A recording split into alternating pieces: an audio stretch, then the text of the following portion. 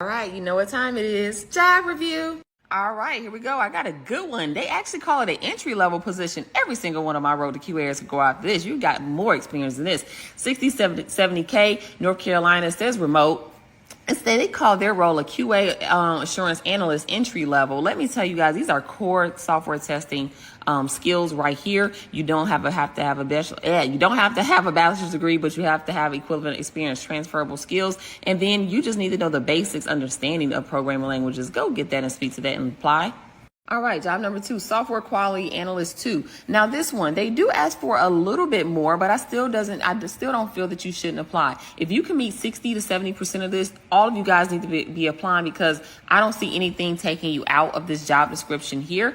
The only thing I do see is it looks like they want you to have, if you don't have a bachelor's degree in computer science or related STEM degree, I would still apply. If your experience meet this, go for this job. Okay, do not take yourself out, because you meet everything else. And then 3 to 6 years of or relevant experience. There you go right there. And then it just says database experience is nice to have. All right. Come on, you guys. Let's go. It's money out here.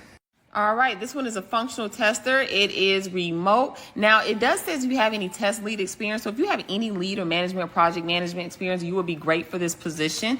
I see no reason why we all can't go for this role. Let's go. It's money out here. If you have these are bonuses. Still apply to everything, even if you're not